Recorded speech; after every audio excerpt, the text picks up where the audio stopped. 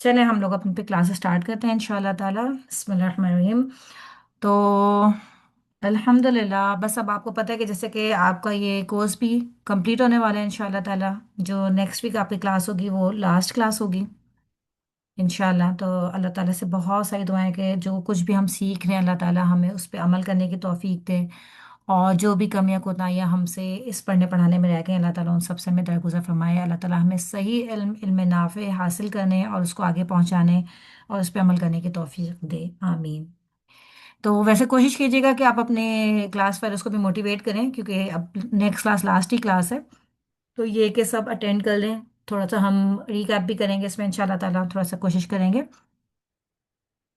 तो आज तो हम कोशिश करेंगे कि अपने लेक्चर्स ही करें, और थोड़ा सा मैं रिकैप भी कर लूँगी, और नेक्स्ट क्लास में हम लोग इंशाल्लाह और ज़्यादा फोकस करेंगे इसके ऊपर। बाकी किसी के कोई क्वेश्चंस वगैरह हो तो आप लोग पर्सनल में भी पूछ सकते हैं इंशाल्लाह, क्योंकि ज़ाहिर है आप लोग अपने पेपर के लिहाज से भी तैयारी करनी होगी ना इंशाल्लाह।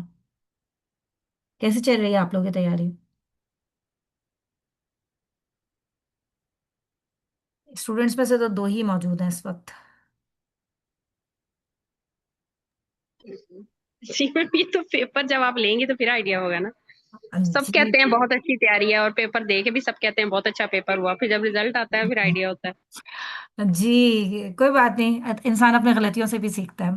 तो इंशाल्लाह ताला बेसिकली पेपर हमारा मकसद नहीं है, मकसद यही है कि जो कुछ भी हम सीखें वो हमारे अमल में आ जाए। पेपर तो सिर्फ एक एवेल्यूशन होती है, आप अपने आप को जज कर सकते हैं कि हमने कितना सीखा है, क्योंकि समटाइम्स हमें फील हो रहा था कि हमने बहुत कुछ सीख लिया, लेकिन जब हम प्रैक्टिकल लाइफ में आते हैं तो वो हम उसको अप्लाई नहीं कर पाते अपनी लाइफ में ना।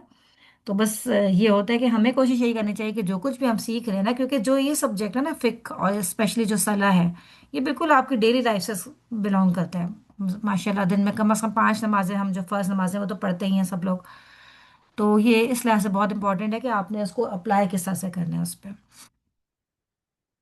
ठीक ठीक, दो तीन हम बस थोड़ा सा रिकैप कर लेते हैं, फिर हम आगे इंशाल्लाह ताला चलेंगे। वैसे तो रिपीटेडली मैं आप लोगों से क्वेश्चंस पूछ ही रही होती हूँ सिर्फ इसलिए ताकि आप के प्रैक्टिकली उसको करने में आसानी हो आपके लिए। तो मुझे ये बताइए कि दो सजदों के दरमियान जो हम दुआ मांगते हैं, मुख्तलिफ दुआएं हैं, जैसे रब्बी इग़फिरली तो एक बेसिक दुआ है बिल्कुल छोटी सी जो बड़ी आसान से आप मांग भी सकते हैं। इसके अलावा और भी दुआएं हैं। तो ये जो रब्बी इग़फिरली वाली दुआ है, ये पढ़ना क्या सुन्नत है, रुकन है, या वाजिब है? कौन सी दुआ मैम, दोबारा बताएं। दो सजदों के दरमियान जब आप बैठते हैं जलसे में, जब एक सजदा करते हैं, एक सजदा करने के बाद हम बैठते हैं, ठीक है, दूसरा सजदा करने से पहले हम बैठते हैं। तो वो जो हमारा बैठना है उसमें जो हम दुआ मांगते हैं, रब्बी इग़फिरली, वो दुआ पढ़ना वाजिब है, सुन्नत है, या रुकन है? सुन्नत मैम। जी इसमें थोड़ा सा कंट्रोवर्शियल है, लेकिन हमने जो पढ़ा था उसके लिहाज से ये कि ये वाजिब है पढ़ना। ठीक है। वैसे तो कुछ मज़ाहिब ऐसे हैं, कुछ स्कूल ऑफ थॉट्स ऐसे हैं जो कि कहते हैं कि नहीं सिर्फ सुन्नत है, ठीक है। लेकिन जो हमने राजे कौल पढ़ा था और हमने दलाइल पढ़े थे मुख्तलिफ मज़ाहिब के, तो उसमें जो हमने राजे कौल पढ़ा था उसमें ये था कि ये पढ़ना वाजिब है। ठीक है। तो अगर आपने जानबूझ के छोड़ी है तो फिर आपको पता है, जो अगर वाजिब आप जानबूझ के छोड़ दें तो फिर आपकी नमाज वैलिड नहीं होती। लेकिन अगर आपसे गलती से छूट गई है, क्योंकि ऑब्वियसली अभी हमें पता नहीं थी ये वाली बात और हमें आदत नहीं थी इस दुआ को मांगने की, और यही होता है कि फिर जब आप इसको अप्लाई करें अपनी लाइफ में, लेकिन समटाइम्स ये होता है कि इंसान भूल जाता है। तो अगर आप भूल जाएं तो इंशाल्लाह आपकी नमाज वैलिड होगी, लेकिन आखिर में आप सजदे सहाफ कर लेंगे। ठीक है इंशाल्लाह ताला। तो अब इसको कोशिश यही करें कि देखें, अगर ये सुन्नत भी है ना तो भी आप देखें इसको पढ़ने में फ़ायदा ही फ़ायदा है आपका ना। चलो लेट सपोज अगर हम थोड़ी देर के लिए कंसिडर कर भी लेते हैं कि ये वाजिब नहीं सुन्नत है, तो भी इसको पढ़ने में तो फ़ायदा ही है ना। तो इसको अपने नमाज का हिस्सा हम सबको बनाना चाहिए। ठीक है। लेकिन हमने तो खैर जो दलाइल के साथ पढ़ा था उसमें ये वाजिब हमने देखा था कि ये वाजिब है पढ़ना। कुछ आपको याद होगा कि हमने नोट्स जो बिल्कुल जब ये लेक्चर पढ़ना शुरू किया था उसके स्टार्ट में नोट्स आएंगे आपके पास, जिसमें इसके अरकान होंगे। ठीक है। नमाज के अरकान, फिर नमाज के वाजिबात और नमाज की सुन्नतें, वो चीज़ें ऐसी होनी चाहिए कि वो हमारे फिंगर टिप्स पे आ जाएं। ठीक है। इंशाल्लाह ताला जब वो आपके फिंगर टिप्स पे आ जाएंगी ना तो फिर आपके लिए पेपर देना भी आसान होगा और अपनी नमाजों को बेहतर करना भी आसान हो जाएगा इंशाल्लाह ताला। अच्छा ये बताइए कि जो पहला तशहुद होता है, लेट सपोज मैं 4 रकात वाली नमाज पढ़ रही हूँ या 3 रकात वाली नमाज पढ़ रही हूँ, और मैं, जो पहला तशहुद होता है यानी कि दूसरी रकात में जो मुझे बैठना होता है, अगर मैं वो बैठना मैं भूल जाऊँ, तशहुद पढ़ना भूल जाऊँ, अत्तहियात पढ़ना भूल जाऊँ, तो अब क्या होगा? मेरी नमाज वैलिड है या नहीं वैलिड है? मुझे लेट सपोज तीसरी चौथी रकात में याद आया कि मैंने तशहुद नहीं किया, अब क्या मैं कर सकती हूँ?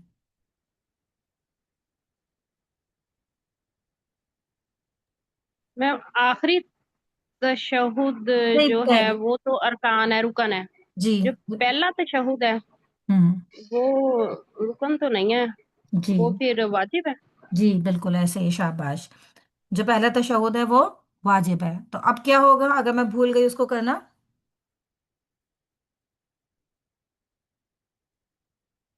तो मैम सजदा सहव करना पड़ेगा। जी शाबाश। देखिए अगर तो आपको फौरन ही याद आ जाए, ठीक है, यानी कि आपने दूसरी जगह पे बैठा था, आप नहीं बैठे, आप खड़े हो गए, लेकिन अभी बीच में ही थे और आपको याद आ गया कि अरे मुझे तशहुद में बैठना है, तो फिर तो आप उसी टाइम बैठ जाएं तो सही है। ठीक है, लेकिन अगर आप एक पूरे आप खड़े हो चुके हैं, आपने सूरह फातिहा भी पढ़नी शुरू कर दिया, इवन उल्मा तो ये कहते हैं अगर आप पूरे खड़े भी हो चुके हैं, स्ट्रेट आप खड़े हो चुके हैं, फिर आप दोबारा नहीं बैठेंगे। अगर तो बीच में उठते उठते ही आपको याद आ जाए तो फिर तो आप बैठ जाएं, लेकिन अगर पूरे आप खड़े हो चुके हैं तो फिर आप दोबारा नहीं बैठेंगे, बल्कि आखिर में सजदे सहाफ कर लेंगे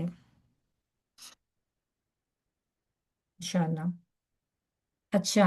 अच्छा एक और भी कंट्रोवर्शियल टॉपिक है थोड़ा सा, कि जो आखिरी तशहुद में जो दुरूद पढ़ा जाता है नबी पाक सल्लल्लाहु अलैहि वसल्लम के ऊपर, तो वो क्या है? वो रुकन है, वाजिब है या सुन्नत है? इसमें भी मुख्तलिफ जो स्कूल ऑफ थॉट्स हैं उनके डिफरेंट ओपिनियन है, लेकिन हमने जो पढ़ा था राजे कौल के मुताबिक ये रुकन है।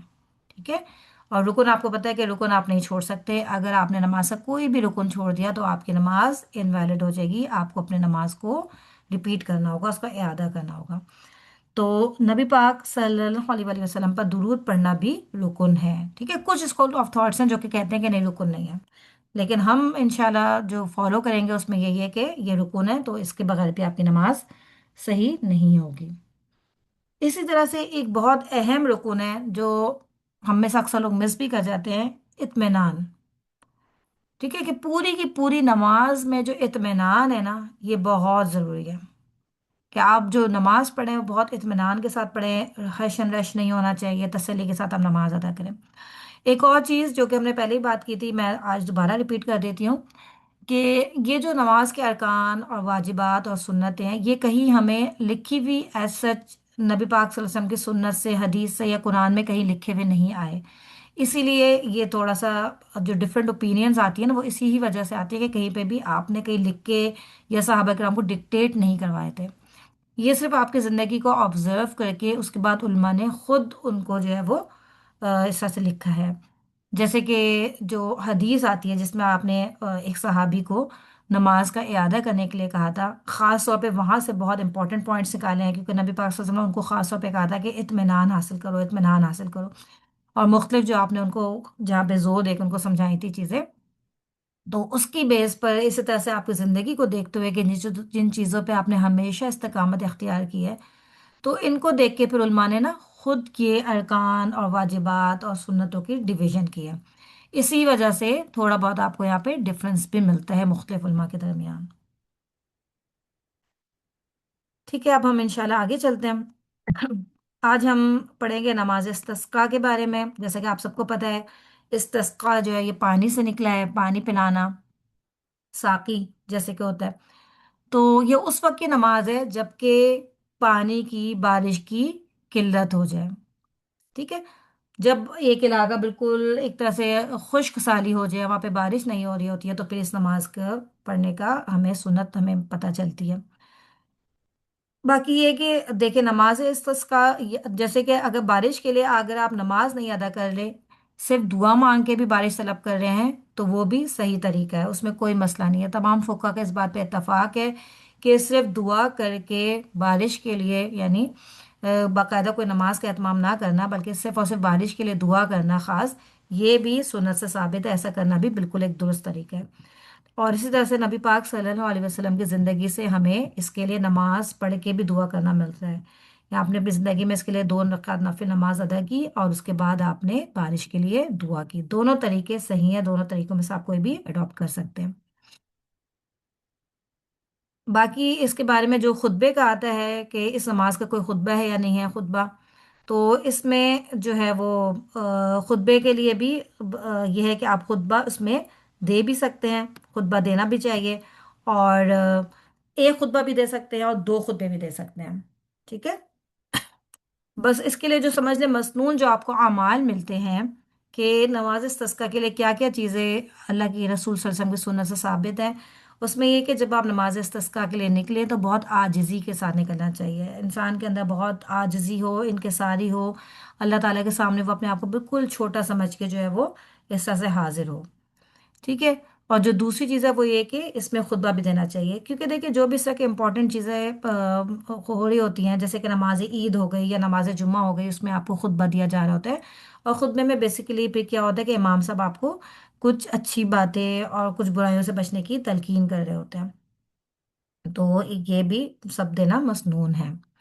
اب یہ کہ خطبہ جو ہے وہ نماز سے پہلے ہونا چاہیے یا نماز کے بعد ہونا چاہیے، تو اس میں آپ کے لیے وسعت موجود ہے، آپ چاہیں تو نماز سے پہلے خطبہ دے دیں یا چاہیں تو نماز کے بعد دے دیں، دونوں ہی طریقے صحیح ہیں، ایک خطبہ دے دیں، دو خطبہ دے دیں، جیسے کہ دو خطبہ سے مراد یہ ہے کہ جیسے کہ جمعے کی نماز میں خطبہ دیا جاتا ہے کہ امام صاحب کھڑے ہوتے ہیں خطبہ دیتے ہیں، پھر بیچ میں کچھ لمحوں کے لیے بیٹھتے ہیں اور پھر دوبارہ سے کھڑے ہوتے ہیں پھر خطبہ دیتے ہیں، تو سب طریقے اس میں صحیح ہے، کوئی بھی طریقہ آپ اڈاپٹ کر سکتے ہیں، اس میں وسعت موجود ہے۔ باقی یہ کہ اس کا جو پڑھنے کا طریقہ ہے یہ بھی ایک کنٹروورشل ہے، اس میں بھی مختلف آراء آپ کو ملتی ہیں، کیونکہ جہاں پہ نماز استسقاء کا حکم آیا تھا وہاں پہ یہ آیا تھا کہ اس نماز کو ایسے ہی پڑھو جیسے تم اپنی عید کی نماز کو پڑھتے ہو، جیسے عید کی نماز پڑھی جاتی ہے تو ویسے ہی اس نماز کو پڑھو۔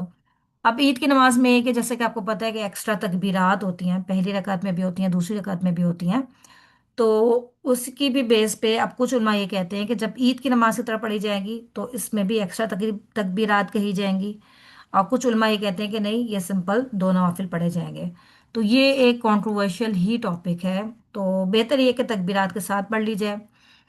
لیکن مجھے ابھی تک میری اپنی ریسرچ میں بھی مجھے اس میں کچھ ویلڈ نہیں ملا کہ کون سا طریقہ زیادہ صحیح ہے، یعنی دونوں ہی طریقے ہمیں نظر آ رہے ہوتے ہیں نبی پاک صلی اللہ علیہ وسلم کی زندگی سے، کہ آپ نے تکبیرات کے ساتھ بھی پڑھی اور تکبیرات کے بغیر بھی پڑھی۔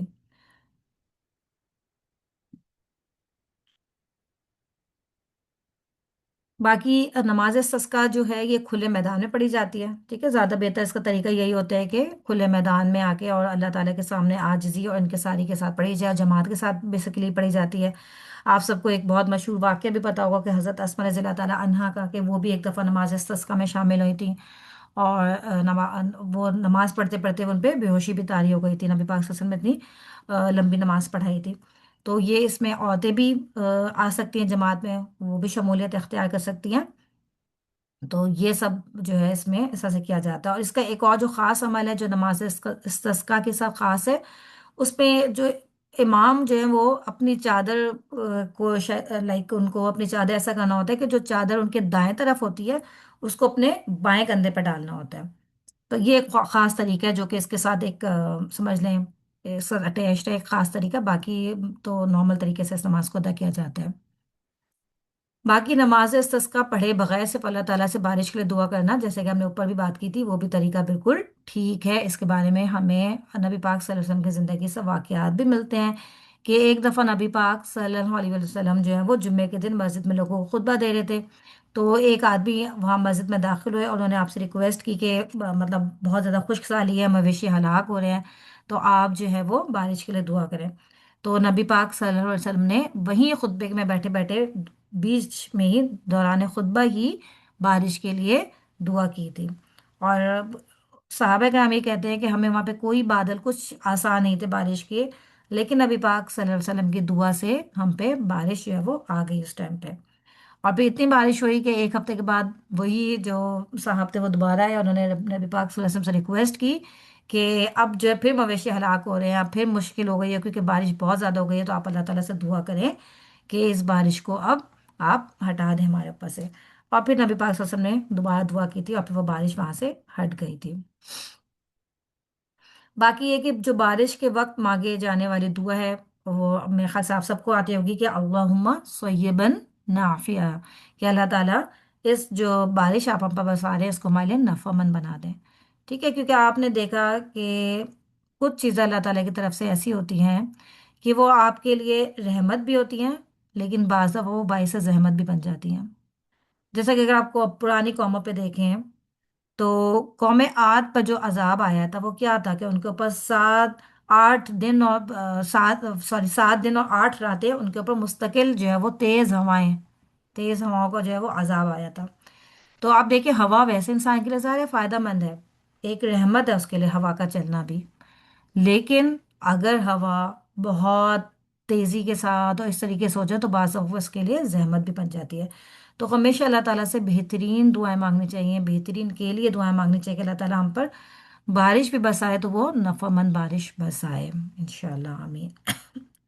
इसी तरह से अल्लाहुम्मा सय्यबन हनीअन, ये भी साबित है, नाफिअन भी और हनीअन भी, यानी बरकत वाली बारिश अल्लाह ताला हम सबके ऊपर बरसाए इंशाल्लाह। हर चीज के लिए वैसे हमें दुआ करनी चाहिए कि अल्लाह ताला ने हमें जो भी नेमत अता की है ना, जो भी नेमत आप देखें, रिस्क जो है हम दुआ करते हैं अल्लाह ताला हमारे रिस्क में बरकत अता फरमाए। और रिस्क में बाज लोगों का कॉन्सेप्ट ये होता है कि रिस्क में हमारा सिर्फ खाना पीना है, लेकिन रिस्क में जो है ना आपकी सब चीज़ें आ जाती हैं, मतलब जो भी नेमत आपके पास अल्लाह ताला की है ना वो सब रिस्क है। आपकी औलाद, आपका इल्म, आपका माल दौलत, आपका घर, आपके बीवी बच्चे, आपके शौहर, जो भी चीज़ आपके पास है वो सब अल्लाह का रिस्क है। तो अल्लाह ताला से बस यही दुआ करनी चाहिए कि अल्लाह ताला आपने जो कुछ भी हमें दिया है अल्लाह ताला उसमें बरकत अता फरमाए। क्योंकि बाज़ दफ़ा ये होता है, देखिए बाज़ दफ़ा क्या बल्कि हमेशा ये होता है कि अगर बरकत आ जाए ना उस चीज़ में तो थोड़ी चीज़ भी आपके लिए काफ़ी हो जाती है। अलबत्ता बारिश के लिए आपका ये कॉन्सेप्ट ज़रूर होना चाहिए कि जो बारिश नाजिल करने वाली ज़ात है वो सिर्फ अल्लाह ताला की ज़ात है। अगर बारिश होगी तो सिर्फ और सिर्फ अल्लाह ताला के हुक्म से ही बारिश होगी, बारिश रुकेगी तो भी सिर्फ और सिर्फ अल्लाह ताला के हुक्म से ही बारिश रुकेगी। किसी और इंसान के अख्तियार में या किसी सितारे वगैरह के जैसे कि पहले ज़माने में लोगों का एक कॉन्सेप्ट होता था कि किसी ख़ास सितारे की वजह से बारिश होती है, तो ऐसा कुछ भी नहीं है। आज आप देखें, लोगों ने आर्टिफिशियल जो है रेन वो भी बरसानी शुरू कर दी है, लेकिन वो भी आप समझें कि अल्लाह के हाथ में है, ठीक है। जब तक अल्लाह का हुक्म नहीं होगा तो कोई इंसान आर्टिफिशियल रेन भी नहीं बरसा सकता। तो ये हमारा जो है कॉन्सेप्ट अल्लाह के साथ खास होना चाहिए।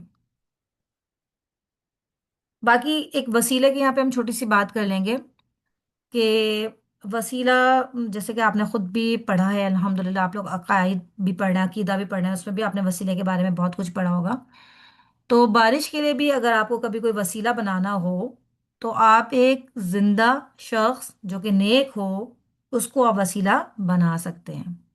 किसी मुर्दा इंसान को, किसी कब्र वाले को वसीला बनाना जायज़ नहीं है, ठीक है। लेकिन किसी जिंदा आदमी को जो कि नेक हो आप उसके वसीला उसको बना के उससे दुआ कर सकते हैं। जैसे कि हमें हज़रत उमर रज़ी अल्लाह तआला अन्हु से जो है ये मिलता है कि जब आपका दौरे खिलाफत आया तो उस वक्त भी इस तरह से कहत साली और बहुत ज़्यादा जो है ना इस तरह के हालात हो गए थे कि बारिश वगैरह वहाँ पे नहीं हो रही थी। तो हज़रत उमर ने जो है उन्होंने हज़रत अब्बास रजी अल्लाह ताला अन्हो को, जो कि नबी पाक सल्लल्लाहु अलैहि वसल्लम के चचा भी थे, उनको अपने साथ लेके गए थे, उनको वसीला बना के अल्लाह ताला से दुआ की थी, ठीक है। यानी उन्होंने यहाँ पे नबी पाक सल्लल्लाहु अलैहि वसल्लम का वसीला नहीं किया था, क्योंकि नबी पाक सल्लल्लाहु अलैहि वसल्लम उस वक्त दुनिया से जा चुके थे। तो आपका वसीला, जैसे कि हम भी ये चीज़ करते थे और हो सकता है कि अब भी कोई करता हो, कि हम जब दुआ मांगते थे तो हम दुआ में ऐसे कहते थे कि अल्लाह ताला में नबी पाक सल्लल्लाहु अलैहि वसल्लम के वसीले से ये अता कर दे, वो अता कर दे, वो अता कर दे। तो ये इस तरीके से दुआ मांगना भी जायज़ नहीं है, ठीक है। किसी आप नेक बंदे से, जिंदा शख्स से आप दुआ करवा सकते हैं, वो ठीक तरीका है। इसी तरह से आप अपने नेक आमाल को वसीला बना सकते हैं, नेक अमाल को वसीला बना सकते हैं। इसके बारे में कोई दलील अगर आप लोगों में से किसी के पास है, अगर आप लोग शेयर करना चाहें तो आप लोग माइक ऑन करके शेयर कर सकते हैं।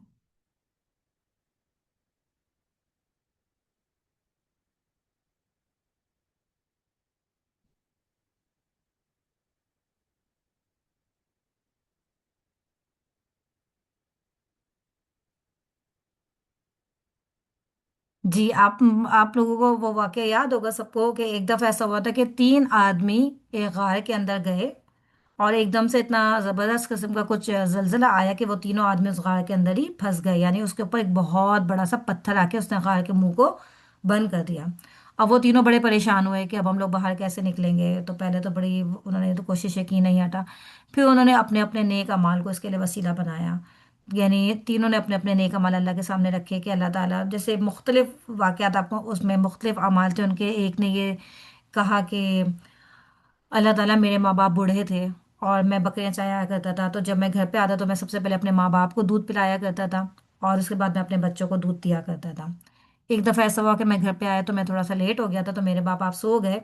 तो मैं दूध लेके सारी रात उनके पास खड़ा रहा और मेरे बच्चे जो है भूख से मुझे बुलाते रहे, लेकिन मैंने अपने माँ बाप की खातिर, कि मतलब उनका पहले हक बनता है, तो मैंने उनकी खातिर मैं अपने बच्चों को दूध नहीं दिया बल्कि उनके पास सारी रात खड़ा रहा। तो उसने अपने इस नेक अमल को वसीला बनाया, तो वो पत्थर एक हिस्सा खिसक गया। इसी तरह से जो बाकी दोनों थे उन्होंने भी अपने अपने नेक अमाल का वास्ता देके, उनका वसीला देके अल्लाह ताला से दुआ की, तो वो पत्थर जो है वो पूरा का पूरा हट गया था। तो इस तरह से नेक अमाल को वसीला बनाया जा सकता है, लेकिन किसी कब्र वाले को, जो लोग इस दुनिया से जा चुके हैं, उनको वसीला बनाना जो है वो जायज़ नहीं है।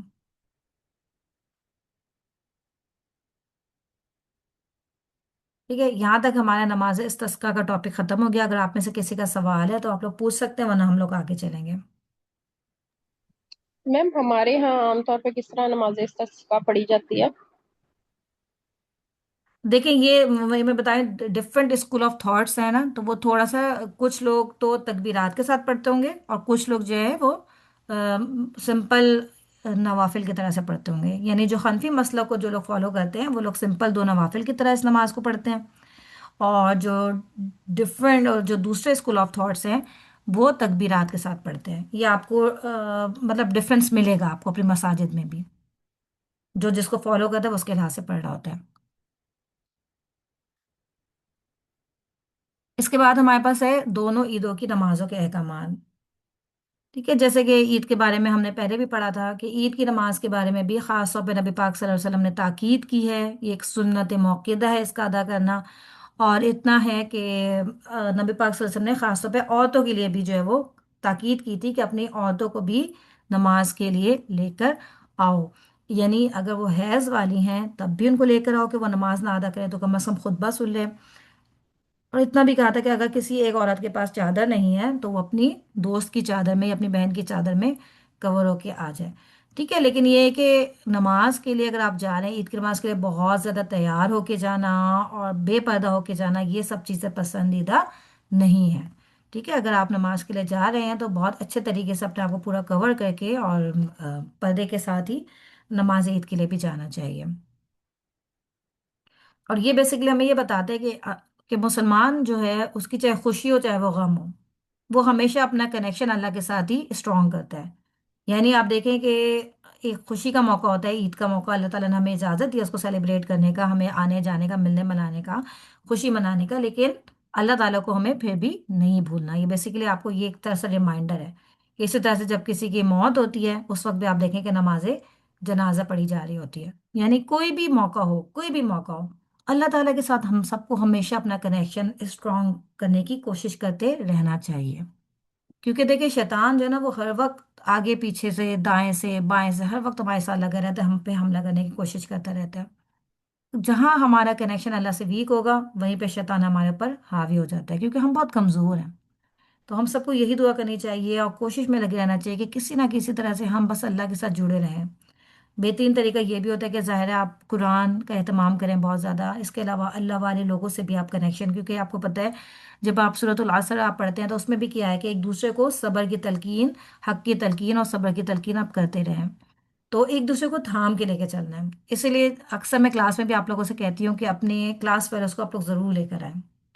जैसे दुनिया में हमारी कोशिश होती है ना कि हम कहीं घूमने जाते हैं, कहीं जाते हैं, तो हमारी कोशिश होती है कि हमारे जो लव वंस हैं वो हमारे साथ ही जाएं, हमारे बच्चे, हमारे सिबलिंग्स वो हमारे साथ जाएं घूमने के लिए।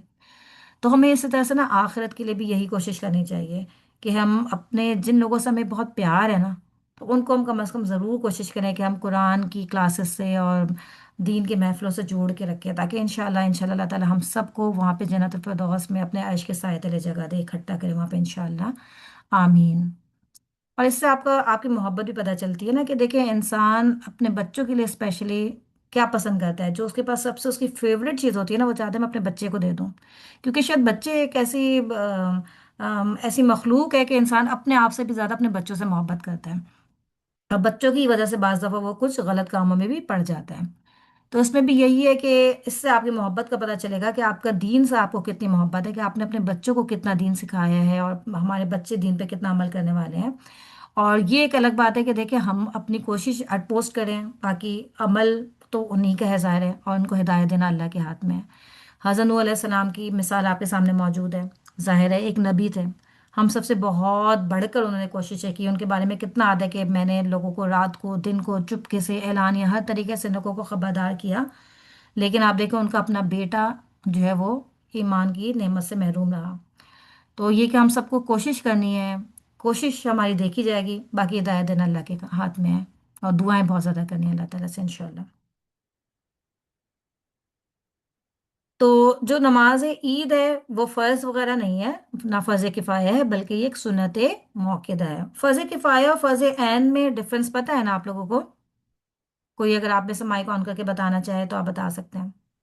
जी मैम, फर्ज आम जो हर एक पर फर्ज हो, फर्ज किफाया अगर बहुत सारे एक कम्युनिटी है उसमें से चंद एक लोग भी वो अदा कर देते हैं तो सबकी तरफ से हो जाता है। जैसे ये इत्काफ पे बैठना है, शाबाश। एक सोसाइटी में चंद एक लोग जरूर बैठे हैं, और फर्ज ऐन वो है कि हर इंसान इंडिविजुअली रिस्पॉन्सिबल बिल्कुल है। बिल्कुल जी, बारकल्लाह फीकी, ऐसा ही है। ठीक है, जैसे कि फर्ज ऐन की मिसाल आपके सामने नमाज की मिसाल है, सबसे बड़ी मिसाल कि नमाज हर इंसान को अपनी अपनी खुद अदा करनी है। ऐसा नहीं है कि आपके वालिद साहब ने नमाज अदा कर ली तो बच्चे रिलैक्स हो जाएंगे, चलो एक ने अदा कर ली। और फर्ज किफ़ाया वो होता है कि अगर आपकी कम्युनिटी में से किसी एक बंदे ने भी कर लिया तो आपका फर्ज वो आपके ऊपर से वो हो जाता है, एक अदा हो जाता है। अच्छा, अब ईद की नमाज के बारे में यह है कि ईद की नमाज का वक्त कब शुरू होता है, किस वक्त अदा करनी चाहिए। तो इसके लिए ये है, मुख्तलिफ अकवाल हैं, लेकिन ये कि जो वैलिड है वो यही है, राज कौल, कि जब सूरज एक नेज़ा बुलंद हो जाता है तो इसका वक्त शुरू हो जाता है। यानी कि जो आपका इशराक का जो वक्त होता है ना आजकल, कि जब सूरज तुलू होता है उसके बाद तकरीबन आप 15-20 मिनट वेट करेंगे और उसके बाद फिर आपकी ईद की नमाज का वक्त भी उसी तरह से स्टार्ट हो जाता है और फिर वो जवाल तक रहता है। यानी जवाल तक आप उसको किसी भी टाइम पे पढ़ सकते हैं, लेकिन जितनी जल्दी आप पढ़ेंगे वो उतना ज़्यादा पसंदीदा है। ठीक है। अब लेकिन ये कि जैसे कि जवाल तक का वक्त है, जवाल तक उसको लेट नहीं करें। सुबह आपको, आप लोग के इलाके में और हर इलाके में ऐसे ही होता है कि मुख्तलिफ आपको टाइमिंग के साथ वो नमाजें चल रही होती हैं। हाँ, लेकिन ये है कि आपको पता है एक होता है सदका फितर।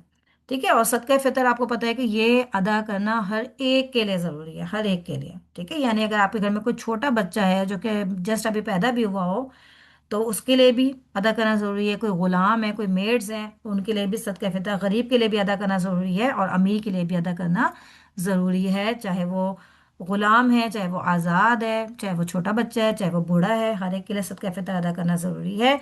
अलबत्ता सदका फितर की जो मकदार होती है वो हर एक के लिए डिफरेंट होती है, हर एक अपनी हैसियत के लिहाज से उसको अदा करता है। और सदका फितर वही है जो आप ईद की नमाज से पहले अदा करते हैं। अगर किसी ने ईद की नमाज से पहले अदा नहीं किया बल्कि बाद में उसको अदा किया तो वो सदका फितर नहीं होगा, बल्कि वो एक आम सदका कहलाएगा। ठीक है। तो सदका फितर हर एक को ईद की नमाज से पहले पहले अदा करना चाहिए और उसके बाद फिर नमाज अदा करनी चाहिए। और जो ईद उल अजहा, इस लिहाज से थोड़ी सी आपकी ईद उल फितर की नमाज थोड़ी सी इस लिहाज से आगे टाइम लेट हो भी सकता है थोड़ा सा, कि जब आप सदका फितर अदा कर लें। लेकिन जो ईद उल अजहा की नमाज है उसके लिए होता है कि वो बिल्कुल आप अर्ली ही पढ़ी जाए, पहले वक्त में पढ़ी जाए, क्योंकि ईद उल फितर के लिए जो सुन्नत आपको मिलती है वो ये कि नबी पाक सल्लल्लाहु अलैहि वसल्लम जब जाते थे ईद उल फितर के लिए तो आप अपने घर से कोई मीठी चीज़ खा के जाया करते थे। ठीक है, मीठी चीज़ खा के जाना सुन्नत है। और नबी पाक सल्लल्लाहु अलैहि वसल्लम ज़्यादातर जो है वो खजूर खजूर का इस्तेमाल किया करते थे, एक खजूर या तीन खजूर, यानी ताक अदद में खजूर खा के वो मस्जिद जाया करते थे। जबकि ईद उल अजहा पे जो आपको मसनून तरीका मिलता है वो ये था कि आप सुबह कुछ भी नहीं खा के जाते थे, बल्कि वापस आके आप अपने कुर्बानी जो करते थे तो अपने कुर्बानी के गोश्त से समझे एक तरह से वो, उससे आप अपना दिन का स्टार्ट किया करते थे। ठीक है। अच्छा, अब हमारे पास नमाज ईद के हवाले से एक मसला है कि अगर किसी की नमाज फौत हो जाए तो उसका क्या हुक्म है। यानी कि पूरी की पूरी जमात, पूरे के पूरे इलाके के लोग इस नमाज को अदा नहीं कर सके जानबूझकर या किसी भी सबब के वक्त, तो अब जवाल का वक्त हो गया, तो अब क्या होगा? तो ऐसे में अब उन लोगों को कोई कज़ा वगैरह देने की ज़रूरत नहीं है, क्योंकि एक सुन्नत मौक़ूदा है। अगर आपकी रह गई किसी वजह से, लाइक फ्लड आ गया था अल्लाह ना करे, या कोई और ऐसी इमरजेंसी हो गई थी कि आप नमाज को अदा नहीं कर सके, तो अगर आप नहीं भी करें तो कोई मसला नहीं है, ठीक है, आप उसको छोड़ सकते हैं, उसकी कज़ा अदा करने की ज़रूरत नहीं है। हाँ, लेकिन एक और मसला ये है कि जैसे कि अगर किसी ने रोज़ा रख लिया, ठीक है, यानी कि 29 रोज़े हुए थे, चाँद नज़र नहीं आया, किसी ने रोज़ा रख लिया, 30वां रोज़ा भी उन्होंने रख लिया। अब 30वां रोज़ा रख लिया, अब उनको जोहर के बाद आके किसी ने बताया कि चांद तो कल नजर आ गया था। आजकल तो देखिए ये सिचुएशन आप लोगों के लिए अल्हम्दुलिल्लाह आना मुश्किल है, ठीक है, लेकिन ये कि अगर आप बहुत पहले के ज़माने में चले जाएं, जबकि कोई सैटेलाइट नहीं था, कोई कम्युनिकेशन का वे नहीं होता था, कुछ नहीं पता चलता था कि क्या हो रहा है, तो उसमें अगर आप देखें तो ऐसी चीज़ें पॉसिबल थी। आज तो हमें लगता है कि शायद ये एक मिथ है, ऐसा हो ही नहीं सकता ना, लेकिन अभी भी कुछ इलाके ऐसे होंगे ज़रूर कि जहाँ पे लोगों को नहीं हो सकता इतनी इन्फॉर्मेशन होती हो। तो अगर तो किसी ने आके जोहर के बाद आके बताया कि नहीं हमें चांद नजर आ गया था और आज ईद है, तो ऐसी सूरत में तमाम फुकहा का इत्तफाक है कि वो अब अपना रोज़ा को इफ्तार कर लेंगे, ठीक है, यानी कि जो उन्होंने आज रोज़ा रख लिया था लेकिन अब उनको पता चल गया कि आज ईद का दिन है, तो आपको पता है कि ईद के दिन पे रोज़ा रखना मना है, ईद के दिन पे रोज़ा रखना सही नहीं है, तो वो अपना रोज़ा इफ्तार कर लेंगे। और चूंकि उन्होंने एक ला इल्मी की वजह से अपनी नमाज छोड़ी थी, तो उनके लिए इस बात की इजाज़त है कि वो दूसरे दिन नमाज ईद को अदा कर सकते हैं, ठीक है, क्योंकि उनको इल्म नहीं हो सका था कि आज ईद है, इस वजह से उन्होंने नमाज रह गई थी, तो अब वो दूसरे दिन पे ईद की नमाज अदा कर सकते हैं। यहाँ पे तमाम फुक्का का इत्तफाक है।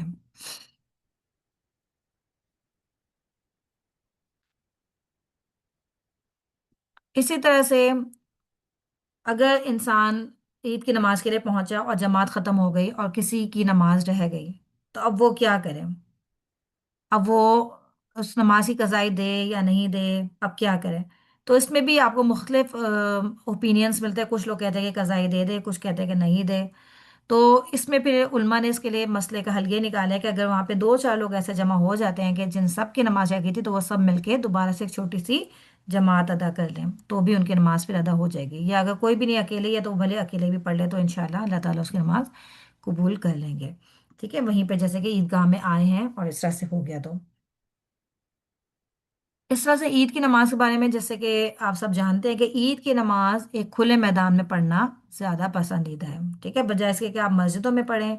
ज़्यादा पसंदीदा है कि खुली जगह हो, बड़ी जगह हो, ताकि ज़्यादा से ज़्यादा लोग उस नमाज के लिए आ सकें। लेकिन अगर कोई ऐसा इंतज़ाम नहीं है, जैसे कि कुछ कंट्रीज़ ऐसे हैं, या कभी कहीं पे भी कुछ बारिश हो जाती है, तो आप अगर वहाँ पे इंतज़ाम नहीं कर सकें, तो आप मस्जिद में भी अदा कर सकते हैं, ठीक है, लेकिन पसंदीदा ये कि आप खुले मैदान में, ताकि ज़्यादा से ज़्यादा लोग वहाँ पे इकट्ठे हो सकें, इसलिए वहाँ पे है। वरना आप वहाँ पे भी कर सकते हैं, अपने मस्जिद में कर लें अगर कोई ऐसी मजबूरी है तो। अब इसके लिए कुछ आदाब भी हैं जो हमें नबी पाक सल्लल्लाहु अलैहि वसल्लम की ज़िंदगी से मिलते हैं, कि ईद के दिन के गुस्ल करना, फिर अच्छे कपड़े पहनना, ठीक है, यहाँ पे नए कपड़े पहनना ज़रूरी नहीं है, अगर कोई नहीं अफोर्ड कर सकता तो कोई बात नहीं, लेकिन आपके पास जो अपना बेहतरीन कपड़ा है वो आप ईद के दिन ज़ेब तन करें।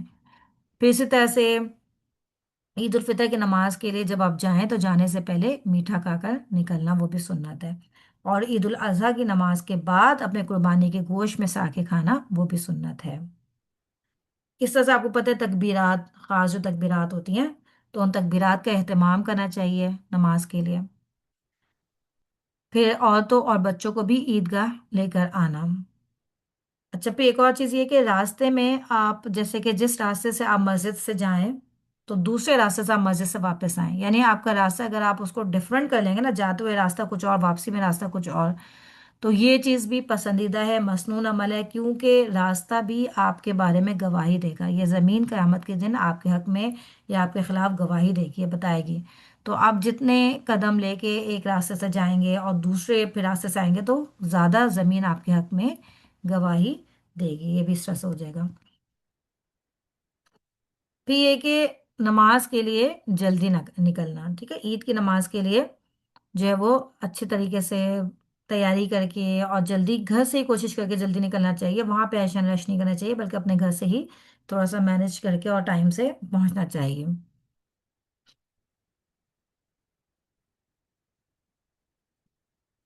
پھر یہ کہ عورتوں اور اپنے بچوں کو بھی عیدگاہ کی طرف لے کے جانا، جیسے کہ ہم نے پہلے بھی پڑھ چکے ہیں کہ اپنے عورتوں اور بچوں کو بھی لے کے جانا چاہیے۔ اچھا، ایک اور چیز یہ ہے کہ عید کی نماز سے پہلے اور عید کی نماز کے بعد کوئی نوافل یا سنتیں نہیں ہیں، ٹھیک ہے؟ جب آپ عید کی نماز کے لیے جائیں گے تو بس آپ جا کے وہاں پہ عید کی نماز ہی صرف ادا کریں گے، اور اس کے بعد بس خطبہ سنیں گے اور پھر اپنے گھر آ جائیں گے۔ عید سے پہلے، نماز سے پہلے اور نماز کے بعد کوئی سنت اور کوئی نوافل نہیں ہے۔ اسی طرح سے عید کی نماز کے لیے جو ہے وہ کوئی اذان اور اقامت نہیں ہوتی، ٹھیک ہے؟ بس ایک ٹائم آپ کو پتہ ہوتا ہے، اس ٹائم پہ آپ جاتے ہیں اور ڈائریکٹ آپ نماز ہی وہاں پہ پڑھ رہے ہوتے ہیں تکبیرات کے بعد۔ پھر یہ پوائنٹ ہم پہلے بھی ڈسکس کر چکے ہیں کہ عید الفطر سے قبل اپنا صدقہ فطر ادا کرنا۔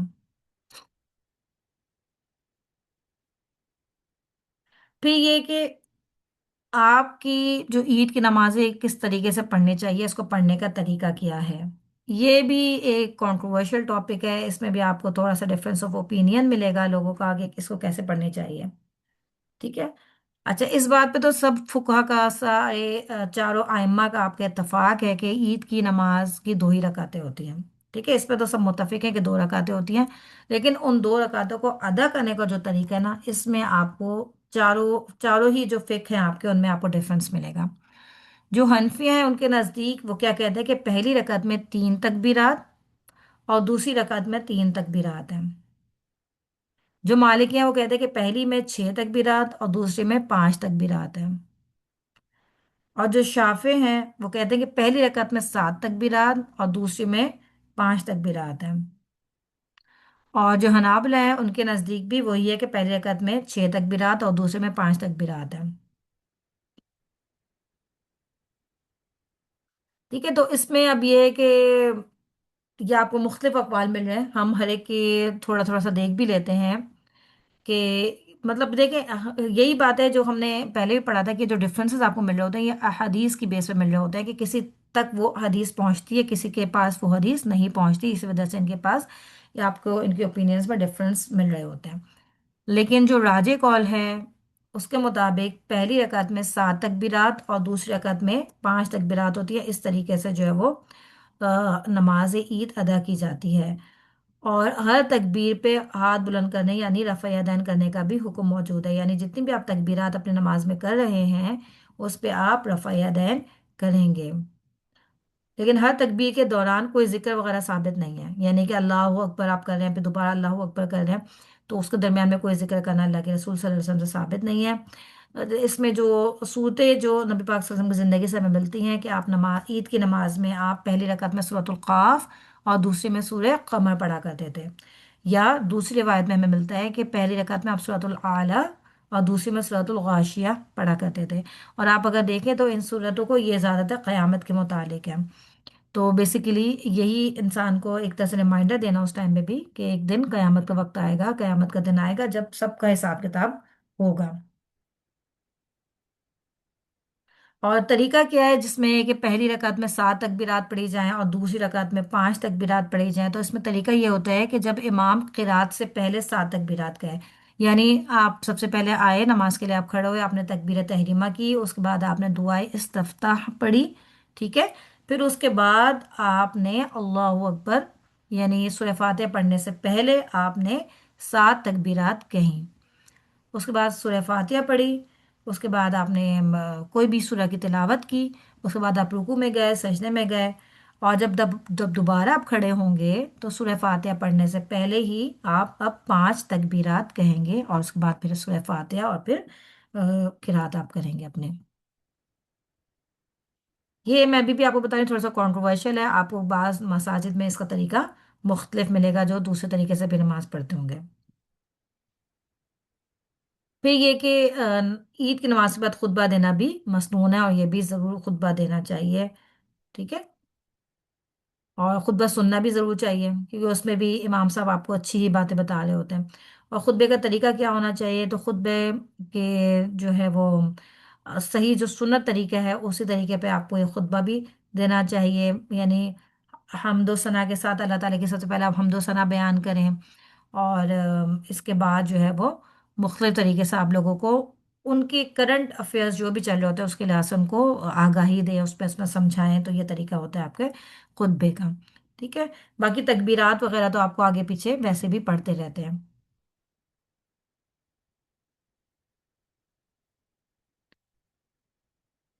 باقی یہ کہ عید کا جو خطبہ ہے وہ ایک ہی خطبہ ہوتا ہے، ٹھیک ہے، جیسے کہ جمعے کے دو خطبے ہوتے ہیں، لیکن عید پر ایک ہی خطبہ جو ہے وہ دے ہے سنت، لیکن اگر دو بھی دے دیتا ہے کوئی تو اس میں بھی کوئی اتنا پرابلم نہیں ہے، یعنی اس میں وسعت موجود ہے کہ وہ بھی دے سکتے ہیں۔ پھر یہ کہ عید کے دن مبارکباد دینا، ٹھیک ہے، یہ عید کے دن مبارکباد دینا بھی ہمیں ملتا ہے۔ اس میں جو ہے وہ کوئی ایسی حدیث وارد نہیں ہوئی جس میں آپ نے جو ہے وہ منع فرمایا ہو کہ عید کے دن مبارکباد نہیں دو، ٹھیک ہے، لیکن کہیں پہ ہمیں ایسا بھی نہیں ملتا کہ نبی پاک صلی اللہ علیہ وسلم نے مبارکباد دی ہو، مطلب ایسی کوئی حدیث ہمیں آپ کی زندگی سے ملتی نہیں ہے، کوئی ایسا واقعہ نہیں ملتا کہ جس میں آپ نے مبارکباد دی یا مبارکباد دینے سے منع فرمایا، ٹھیک ہے۔ تو اس میں پھر یہ ہے کہ آپ ایک اچھے سے الفاظ کے ساتھ، جیسے تقبل اللہ منا و منکم، کہ اللہ تعالیٰ آپ سے بھی اور مجھ سے بھی ہمارے جو اعمال ہم نے کیا ان کو قبول فرمائے، آپ اس دعا کے ساتھ جو ہے وہ مل سکتے ہیں، ٹھیک ہے۔ لیکن اگر آپ کے علاقے میں جو بھی آپ کے مشہور ہے، جیسے کہ عید مبارک ہمارے یہاں کہنا مشہور ہے، تو آپ عید مبارک بھی کہہ سکتے ہیں، اس میں کوئی حرج نہیں ہے۔ پھر یہ کہ عید کے دن اگر جمعے کا دن آ جائے، یعنی عید بھی اسی دن اور جمعے کا دن بھی ہے، تو اس میں یہ ہے کہ اگر آدمی نے عید کی نماز ادا کر لی ہے تو جمعے کی نماز اس سے ساقط ہو جاتی ہے، یعنی اس کی مرضی ہے کہ وہ جمعے کی نماز پڑھے یا نہیں پڑھے۔ دیکھیں، اہتمام تو کیا جائے گا، امام صاحب تو جمعے کی نماز پڑھائیں گے، لیکن جو پڑھنے والے ہیں مقتدی، ان کے لیے اجازت ہے، اور یہ بھی آپ دیکھیں کہ اللہ تعالیٰ کی طرف سے ایک بہت بڑی وسعت ہے ہمارے لیے، کیونکہ عید پہ انسان عموماً ادھر ادھر گھومنے جانا، ملنے جانا، یہ سب چیزیں چل رہی ہوتی ہیں، تو اس میں اللہ تعالیٰ نے پھر آپ کو اجازت دی ہے کہ اگر آپ جمعے کی نماز نہیں بھی پڑھ سکیں تو آپ چھوڑ کے صرف ظہر کی نماز ادا کر لیں، ٹھیک ہے، یعنی ایسا نہیں ہے کہ آپ نے نماز ہی نہیں پڑھنی، نماز تو آپ نے پڑھنی ہے، لیکن اگر جمعے کی نہیں ادا کر سکے تو آپ صرف ظہر کی نماز بھی ادا کر لیں گے تو ان شاء اللہ تعالیٰ آپ کے اوپر کوئی گناہ یا کوئی ایسی چیز نہیں ہوگی۔ تو الحمدللہ یہاں پہ ہمارے عید کی نماز کا ٹاپک بھی ختم ہو گیا۔ آپ میں سے کسی کا سوال ہے تو آپ لوگ کر سکتے ہیں، ورنہ ہم آگے چلیں گے انشاءاللہ، اور یہ ہمارا لاسٹ ٹاپک ہے، نماز جنازہ۔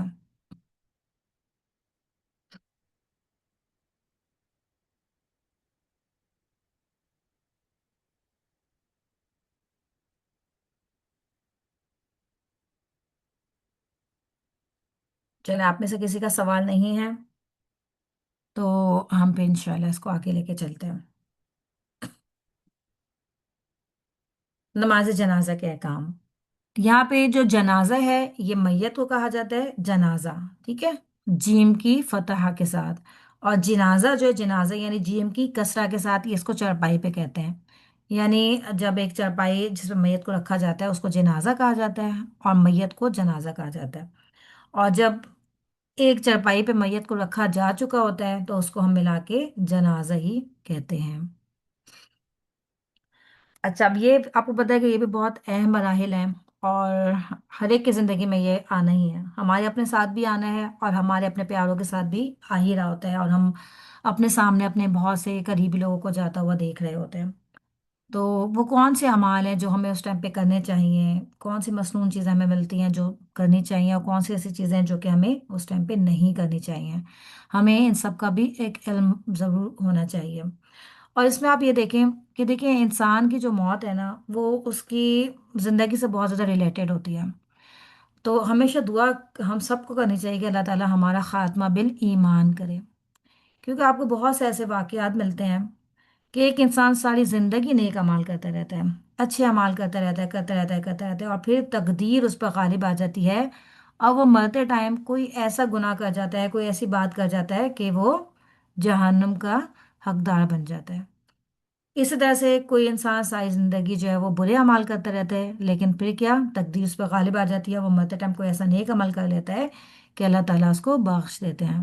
آپ نے سب نے وہ سنا ہوگا کہ ایک عورت کا جو کہ طوائف تھی اور برے برے کام کیا کرتی تھی، لیکن ایک دفعہ اس نے دیکھا کہ ایک کتا جو ہے وہ پیاسا تھا، تو اس نے اس کتے کو پانی پلا دیا تھا، تو اللہ تعالیٰ کو اس کا یہی عمل اتنا پسند آیا تھا کہ اللہ تعالیٰ نے اس کو اسی پہ بخش دیا تھا۔ تو ہمیشہ کبھی بھی اپنے اعمال کے ساتھ نا ہمیں بہت سیٹسفائیڈ نہیں ہو جانا چاہیے کہ میں تو بڑی نیک ہو گئی ہوں اب، یا میں تو بڑی نمازیں پڑھنے لگ گئی ہوں، یا میں تو بڑا دین کا کام کرنے لگ گئی ہوں، نہیں، ہم جو کچھ بھی کر رہے ہیں نا یہ کچھ بھی نہیں ہے، کچھ بھی نہیں ہے۔ کبھی آپ نبی پاک صلی اللہ علیہ وسلم کی زندگی پہ غور کریں، مطلب آپ کو اٹھنا بیٹھنا سونا جاگنا سب کچھ सिर्फ अल्लाह के लिए हुआ करता था। कुछ भी आप उनकी जिंदगी को आप देखिए किस तरीके से उनकी रातें होती थी और किस तरीके से उनके दिन गुजरा करते थे। अगर हम उससे कंपेयर करें तो हम तो आज कुछ भी नहीं कर रहे, जो हम करके बड़ा खुश हो जाते हैं कि हमने बहुत कुछ कर लिया। तो कभी भी अपने अमाल पे जो है ना हमें मुतमईन होकर नहीं बैठना, हमेशा मजीद से मजीद की कोशिश में लगे ही रहना है इंशाअल्लाह ताला। अल्लाह ताला हम सबको तौफीक दे, आमीन। फिर दूसरी बात ये कि कभी ये सोच के भी मुतमईन नहीं होना कि हम तो बहुत कर रहे हैं, हम उससे बेहतर हैं, ये भी कभी नहीं सोचना। हम में से बहुत से लोगों के दिलों में कभी कभी शैतान ये ख्याल भी डाल रहा होता है कि फलां तो ये भी नहीं कर रहा, हम कम से कम ये तो कर रहे हैं ना। अना खैरुम मिन्हु, ये किसका जुमला था? अना खैरुम मिन्हु, ये इब्लीस का जुमला था, शैतान का जुमला था। और अल्लाह ताला को ये जुमला उसका बहुत बुरा लगा था, क्योंकि उसने क्या कहा था जब अल्लाह ताला ने इंसान को पैदा किया, तो उसने क्या कहा कि अना खैरुम मिन्हु, कि अल्लाह ताला मैं उससे बेहतर हूँ। आपने मुझे आग से पैदा किया है, जबकि खलकतहू मिन तीन, कि उसको आपने मिट्टी से पैदा किया, मुझे आपने आग से पैदा किया, तो उसके नज़दीक आग मिट्टी से बेहतर थी। अल्लाह ताला को उसको यही तकब्बुर नापसंद आया, जिसकी वजह से वो तो हमेशा के लिए मरदूद हो गया। अब आज उसकी यही कोशिश है कि हम सबको भी वो अपने ही पीछे चलाए। तो कभी भी ये नहीं सोचना कि हम किसी से बेहतर हैं, हमेशा अपने अमाल, अपने कमियों कोताहियों पे हमें नज़र रखनी है और अल्लाह ताला से दुआ करते रहना है कि अल्लाह ताला आप हमारा खात्मा बिल ईमान करें इंशाअल्लाह, आमीन। अल्लाह ताला हमें शहादत वाली मौत अता फरमाए, आमीन। क्योंकि आपको पता है जो शहीद की जो फजीलत है कि तमाम लोगों की जो अरवाह हैं वो मरने के बाद आलम बरज़ख में चली जाती हैं। जबकि शहीद के बारे में क्या आता है कि जब शहीद इस दुनिया से जैसे ही उसका खून का पहला कतरा ही बहता है, तो अल्लाह ताला उसको जन्नत में वो किंदीलों की शक्ल में इधर उधर घूमते फिरते हैं, यानी इधर से उधर से जन्नत पे जहाँ जाते हैं वो खाते हैं पीते हैं, एक छोटे छोटे परिंदे बर्ड्स की शक्लों में जो है ना वो अल्लाह ताला उनको जन्नत में ले जाते हैं। और आपको पता है कि जब जन्नत की सारी नेमतें मिल जाएंगी इंसान को और अल्लाह ताला पूछेंगे लोगों से कि अब तुम्हें और क्या चाहिए, तो लोग ये कहेंगे अल्लाह ताला आपने हमें सब कुछ तो दे दिया और हमें और क्या चाहिए होगा। सिर्फ एक शहीद वहां पे ये ख्वाहिश करेगा कि अल्लाह ताला मैं चाहता हूँ कि आप मुझे दोबारा दुनिया में भेजें और मैं दोबारा आपकी राह में शहीद हूँ और मैं दोबारा इसी तरह से फिर आपके पास आऊँ। तो ये जो शहादत का जज्बा और शहादत की जो ख्वाहिश है ये हम सबको अपने दिल में रखनी चाहिए और इसके लिए दुआ भी हम सबको कोशिश करनी चाहिए। अल्लाह ताला हम सबका खात्मा बिल ईमान करे, आमीन। इसके लिए ना कुछ और भी चीज़ें हैं कि इसके लिए ना कुछ हमें चीज़ें अपनी ज़िंदगी में भी ना करके रखनी चाहिए अपनी मौत के हवाले से, स्पेशली वसीयत। देखिए एक होती है आपकी विरासत, एक होती है आपकी वसीयत। ठीक है, विरासत से तो एक आपको पता है कि जैसे कि एक इंसान है, उसके वारिस होते हैं, यानी उसके बच्चे हैं, बीवी है या शौहर है या माँ बाप हैं, ठीक है, तो वो उसके वारिस होते हैं। तो अल्लाह ताला ने जो वारिस है ना उनका जो हिस्सा है वो अल्लाह ताला ने कुरान में ही बयान कर दिया है, सबका पता है कि इसका ये हिस्सा देना है, उसको ये हिस्सा देना है। ठीक है, लेकिन कुछ पोर्शन अल्लाह ताला ने आपकी मर्जी पे भी छोड़ा है, यानी जो आपका मैक्सिमम वन थर्ड, ठीक है, वन थर्ड से ज्यादा आप वसीयत नहीं कर सकते। वैसे तो इससे कम करना पसंदीदा है, जैसे कि वन फिफ्थ आप करें वो भी पसंदीदा है, लेकिन one third is the maximum, इससे ज्यादा की आप वसीयत नहीं कर सकते। यानी अगर किसी के पास 99 रुपीज है मरते टाइम, तो वो अपनी जिंदगी में जो वन थर्ड है यानी 33 रुपीज की वसीयत कर सकता है। बाकी जो 66 रुपीज है वो जैसे कि अल्लाह के बताए हुए कानून के मुताबिक उसके वारिसों में तकसीम होंगे। दूसरी इंपॉर्टेंट बात यहाँ पे ये है कि जो वसीयत है वो आप अपने वारिसों के हक में नहीं कर सकते। ठीक है, लेट सपोज कि किसी के दो बेटे और एक बेटी है, ठीक है। अब वो कहता है कि ठीक है दो बेटे एक बेटी है, अब मेरा जो वन थर्ड है ना वो मैं अपनी बेटी को देती हूँ।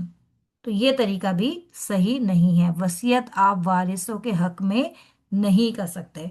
और इसमें भी आप देखिए कि अल्लाह ताला की बहुत बड़ी हिकमत और मसलियत मौजूद है कि अगर आप वारिसों में से किसी एक वारिस के हक में करके जाएंगे वसीयत, तो आप देखिए कि बाकी के जो वो सब वो उससे जेलस होना शुरू हो जाएंगे और दूसरे मसले मसाइल शुरू हो जाएंगे।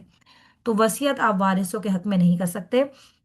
वसीयत आप ओपनली किसी के लिए भी कर सकते हैं, और बेहतर ये है कि हम औरतों के पास भी अगर कुछ भी है, ठीक है, आपकी ज्वेलरी है या आपकी कोई भी ऐसी चीज़ है जो आप समझते हैं कि कोई उसकी वर्थ है, तो उसके लिए भी अगर आप वसीयत करना चाहें तो उसको फी सबिलिल्लाह के हवाले से अगर आप वसीयत करें तो बहुत अच्छी बात है कि इसको आप दीन की नशो अशात के लिए मेरे मरने के बाद मेरा इतना हिस्सा यहाँ पे दे दें। कोई इदारा अगर आपकी नज़र में ऐसा है जो कि ये काम कर रहा है, आप उसको कर सकते हैं कि इस इदारे को मेरे मरने के बाद इतने पैसे दे दिए जाएं। یا کہیں پہ orphans ہیں، یتیم ہیں، یتیموں کی پرورش ہو رہی ہوتی ہے، آپ اس ادارے کو دے سکتے ہیں کہ ان کو دے دیا جائے. یعنی کوشش یہ کریں کہ اپنے بعد بھی صدقے جاریہ والے کام ہم کچھ نہ کچھ ایسے چھوڑ کے جائیں جن کا جو اجر ہے، جو ایک ہمارا ہے انشاءاللہ سلسلہ، وہ بعد میں بھی چلتا رہے انشاءاللہ تعالی. ٹھیک ہے، تو یہ ہے کہ وصیت آپ ورثہ کے حق میں نہیں کر سکتے. اس کے علاوہ بھی آپ کو وصیت ہم سمجھتے ہیں کہ صرف مال دولت کی کرنی چاہیے. نہیں، اس کے علاوہ آپ کو مزید وصیتیں بھی اپنے بچوں کو، اپنے گھر والوں کو کر کے رکھنی چاہیے. سب سے بڑی وصیت آپ کو یہ ضرور کر کے رکھنی چاہیے کہ میرے مرنے کے بعد جس جگہ پہ میری موت آئے مجھے وہیں پہ دفنانے میں جلدی کی جائے. آپ نے دیکھا ہے کہ بہت سے لوگ بیچارے وہ کہیں اور ان کی ڈیتھ ہوتی ہے اور پھر ان کی ڈیڈ باڈیز کو پلینس میں لا لا کے دوسری جگہ پہ لایا جا رہا ہے. اس میں آپ دیکھیں کہ جو ڈیڈ باڈیز ہیں ان کی بہت زیادہ بے حرمتی ہوتی ہے. ان کو کاٹ پیٹ کے ان کا آرگنس نکال کے اس کی جگہ دوسرے کیمیکلز ڈال کے اور اس طریقے سے ان کو لایا جا رہا ہوتا ہے، تو یہ چیز بھی پسندیدہ نہیں ہے. جہاں پہ موت آئے وہیں پہ ہی حتی الامکان کوشش یہ کرنی چاہیے کہ وہیں پہ ہی دفنایا جائے، اور دفنانے میں بھی جلد سے جلد کیا جائے اس کو. دوسری وصیت ہمیں یہ بھی ضرور کرنی چاہیے کہ ہمارے مرنے کے بعد ہماری میت پہ نوحہ نہیں کیا جائے. ٹھیک ہے، اگر آپ نے وصیت کر کے گئے ہیں آپ کہ میری میت میں نوحہ نہیں، نوحہ سے مراد یہ کہ بہت چیخ چیخ کے رونا اور اپنے بال کھینچنا اور اپنے اپنے ہوش میں ہی نہیں رہنا. دیکھیں نیچرلی رونا میں کوئی بری بات نہیں ہے، ٹھیک ہے، وہ تو ظاہر ہے ایک آپ کی محبت ہے. اللہ تعالیٰ نے آپ کے اندر ایک نرمی رکھی ہے اور یہ بہت نیچرل سی چیز ہے اور پسندیدہ چیز ہے کہ اس چیز پہ اگر آپ کے آنکھوں سے آنسو نکل جائیں. تو نبی پاک صلی اللہ علیہ وسلم کی زندگی سے ہمیں ملتا ہے کہ جب آپ کے بیٹے کی وفات ہوئی تو آپ کی آنکھوں سے بھی آنسو نکلے تھے، اور صحابہ کرام نے اس پہ حیرت کی تھی کہ اللہ کے رسول آپ بھی اس پہ رو رہے ہیں. تو آپ نے یہی فرمایا تھا کہ دیکھو یہ تو ایک نیچرل محبت کی وجہ سے ہے. یعنی اللہ کے فیصلے پہ ناراض نہیں ہوئے تھے، وہ اللہ کے فیصلے پہ تو راضی تھے، لیکن ایک نیچرل سی چیز تھی. تو نوحہ میں یہ چیز ہو جاتی ہے کہ بہت زیادہ چیخ چیخ کے رونا اور اپنے ہوش و آواز کھو دینا، تو وہ چیز پسندیدہ نہیں ہے. تو اس میں بھی یہ ہے کہ اگر آپ نے اپنی وصیت میں لکھا ہوگا نا کہ میری میت میں نوحہ نہیں کیا جائے، ٹھیک ہے، تو انشاءاللہ پھر آپ کو عذاب نہیں ہوگا. لیکن آپ کو پتہ ہے کہ ایک میت کو اس پہ نوحہ کرنے والوں کی وجہ سے اس میت کو عذاب ہوتا ہے. تو وہ کون سی میت ہے؟ وہ بیسیکلی وہی میت ہے جس نے اپنے گھر والوں کو، اپنے بچوں کو یا اور لوگوں کو اس طریقے سے دین سکھایا ہی نہیں، یا انہوں نے وصیت بھی نہیں کی. اگر تو آپ نے وصیت لکھ دی کہ نہ کیا جائے نوحہ اور پھر بھی کوئی نوحہ کرتا ہے تو پھر آپ کو گناہ نہیں ہوگا، آپ کو عذاب نہیں ہوگا. لیکن اگر آپ نے کوئی ایسی بات نہیں لکھی وصیت میں تو پھر کچھ امکان ہے کہ اس کا کچھ اثر آپ کے اوپر بھی پڑے گا. تو اس لیے یہی کوشش کرنی چاہیے کہ اپنی وصیت میں کچھ نہ کچھ آپ ضرور لکھ کے جائیں. اور اس کے بارے میں آپ کو ایک اور بھی میں حدیث سے بتاؤں کہ اس حدیث کا مفہوم یہ ہے کہ اگر تم میں سے کسی کو اپنی وصیت لکھنی ہو تو اس پہ 2 راتیں ایسی نہیں گزرنی چاہیے کہ اس نے اپنی وصیت نہ لکھے. یعنی اگر آپ میں سے کسی کے انٹینشن ہے کہ مجھے وصیت لکھ کے جانی ہے اپنی، تو وصیت لکھنے پہ بھی جلد سے جلد ہی کرنی چاہیے. ٹھیک ہے، یعنی اگر آپ نے لکھنا ہے تو آپ آج ہی پیپر اٹھائیں اس پہ. ویسے تو وصیت کے فارمز بھی ملنے لگے ہیں اب تو، لیکن یہ کہ اگر نہیں ہے آپ کو وہ اویلیبل تو آپ کوئی بھی پیپر اٹھا کے اس پہ بھی آپ لکھ کے رکھ سکتے ہیں کہ میری یہ وصیت ہے. اس میں آپ سب کچھ جو بھی آپ بتانا چاہتے ہیں اپنے بچوں کے حوالے سے یا جو بھی اپنی میت کے حوالے سے واپس میں لکھ سکتے ہیں پھر. اس کے بعد یہ ہے کہ جب انسان مرنے کے قریب ہو تو اسے کلمہ شہادت کی تلقین کرنی چاہیے. اور اس کے بارے میں ہمیں مسلم کی حدیث بھی ملتی ہے جس میں نبی پاک صلی اللہ علیہ وسلم نے فرمایا، جس کا مفہوم ہے کہ لوگوں اپنے مردوں کو لا الہ الا اللہ کی تلقین کرو. اور یہ بھی بہت اچھا کلمہ ہے، لیکن دیکھیں یہ کلمہ بھی اسی کو نصیب ہوگا جو دنیا میں بھی اس کی عادت بنائے رکھے گا، جو دنیا میں اس پہ عمل بھی کرتا ہوگا. اس کے بارے میں آپ کو ایک اور حدیث ملتی ہے کہ جس شخص کا آخری کلام لا الہ الا اللہ ہوگا وہ جنت میں داخل ہوگا. ٹھیک ہے، لیکن بات وہ یہ ہے کہ اگر زندگی بھر آپ نے لا الہ الا اللہ کا انکار کیا، لا الہ الا اللہ اس کا کیا مطلب ہے کہ نہیں ہے کوئی معبود مگر صرف اللہ سبحانہ ہوا تعالیٰ. اگر ہمارا زندگی میں عمل اس کے مخالف رہا کہ ہم نے اپنے بہت سے معبود اور بنا رکھے. دیکھیں ہم تو ظاہر الحمد للہ مسلمان ہیں اور ہم بتوں کی پوجا نہیں کرتے یا اس طرح کے ہمارے معبود نہیں ہیں، لیکن ان جو سب سے بدترین الہ ہے وہ انسان کی اپنی خواہش نفس ہے، جس کو ہم الہ سمجھتے ہی نہیں ہیں. ٹھیک ہے، بعض لوگوں نے اپنے بچوں کو اپنا الہ بنایا ہوتا ہے کہ اپنے بچوں کے اکارڈنگلی اپنی لائف گزار رہے ہوتے ہیں. بچے کچھ کر رہے ہیں ان کے لیے چاہے نماز چھوڑنی پڑے پڑ جائے، کوئی مسئلہ نہیں ہے. تو یہ نہیں ہونا چاہیے. ٹھیک ہے، مختلف ہمارے بت نہیں ہیں الحمدللہ، لیکن ہر انسان کا اپنا کوئی نہ کوئی بت اپنا کریٹڈ ہوتا ہے، بعض دفعہ اس کی خواہشات، بعض دفعہ اس کی سراؤنڈنگز، بعض دفعہ اس کا ماحول. تو ہمیں ان سب بتوں کو بھی ختم کرنا ہے، کیونکہ اگر دنیا میں ہم نے ان پہ عمل نہیں کیا تو آخر میں بھی ہمیں کلمہ نصیب نہیں ہوگا. پھر دوسری بات یہ ہے کہ دیکھیں زندگی میں بھی اس بات کو اپنی کوشش بنائیں کہ رات کو سوتے ٹائم کلمہ پڑھیں، صبح اٹھتے ٹائم کلمہ پڑھیں، دن میں بھی جتنا موقع ملے کلمہ پڑھیں یا ذکر اذکار میں مشغول رہیں، کیونکہ جس طریقے سے آپ اپنی زندگی گزارتے ہیں نا اسی طریقے سے انسان کا اختتام بھی ہوتا ہے. پھر آپ میں سے کسی نے میرا جینا میرا مرنا بک اگر پڑھی ہو اور اگر استاذہ کے لیکچرز اس پہ سنے ہو، استاذہ فرحت ہاشمی کے، تو اس میں انہوں نے بڑا مختلف لوگوں کی نا زندگیوں کا لائک ایکسپیرینسز وہاں پہ شیئر کیے ہوئے تھے جب ان کا آپ لیکچر لسننگ کرتے ہیں. تو اس میں ایسا تھا کہ ایک شخص ہے جس نے ساری زندگی، یعنی ایک شخص ہے شاید وہ گاڑی ڈرائیو کر رہا تھا اور وہ گانے وغیرہ سن رہا تھا اور اس کا ایکسیڈنٹ ہو گیا، اور جب اس کو ہاسپٹل میں لے جایا گیا تو بہت کوشش کی کہ وہ کلمہ پڑھ لے، لیکن وہ گانا ہی اس کے منہ پہ چڑھا رہا، وہی گنگناتا رہا، وہ اس کو کلمہ نہیں نصیب ہو سکا. تو یہی ہے کہ آپ جس طریقے سے اپنی زندگی گزاریں گے نا پھر آپ کا اختتام بھی اسی طریقے سے ہی ہوگا. اور ایک شخص تھا کہ جو بہت تلاوت کیا کرتا تھا، بہت کچھ کیا کرتا تھا، جب اس کے پاس سنا گیا اس کے آخری وقت میں تو وہ سورۃ الفجر کی جو آخری آیات ہیں کہ یا ایتھا النفس المطمئنہ ارجعی الی ربک راضیۃ مرضیہ فادخلی فی عبادی وادخلی جنتی، کہ وہ ان آیات کی تلاوت کر رہا تھا کہ اے نفس مطمئنہ آ جاؤ میرے پاس اور اپنی جو ہے جنت میں داخل ہو جاؤ، میرے بندوں میں داخل ہو جاؤ. تو وہ اس طرح کی آیات تلاوت کر رہا تھا. تو جس طریقے سے زندگی میں ہمارا عمل ہوگا نا اسی طریقے سے ہماری موت بھی آئے گی.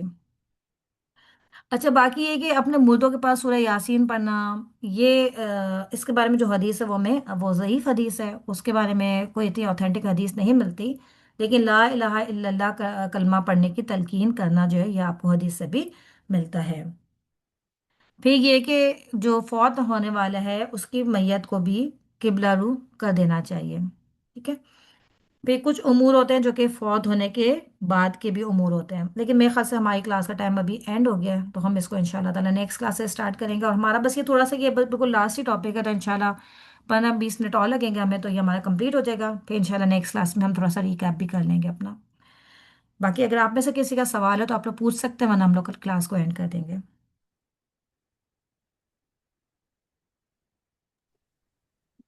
نہیں میم کوشچن تو نہیں ہے، لیکن آپ جب ریویژن کروائیں گے نا اس سے کافی چیزیں کلیئر ہوتی ہیں. اب ان- انشاءاللہ نیکسٹ کلاس میں بھی کوشش کروں گی کچھ کوشچنس لکھ کے لاؤں، کچھ آپ پوچھیے گا تو ٹاپک کلیئر ہو جائے گا. جی انشاءاللہ انشاءاللہ. اور اگر آپ لوگ کے کوئی کوشچنس ہوں گے اگر آپ ان کو چاہیں تو پہلے سے مجھے بھیج دیں تو یہ اور بھی اچھا ہو جائے گا، تو ہمارا ٹائم تھوڑا سا سیف ہو جائے گا انشاءاللہ.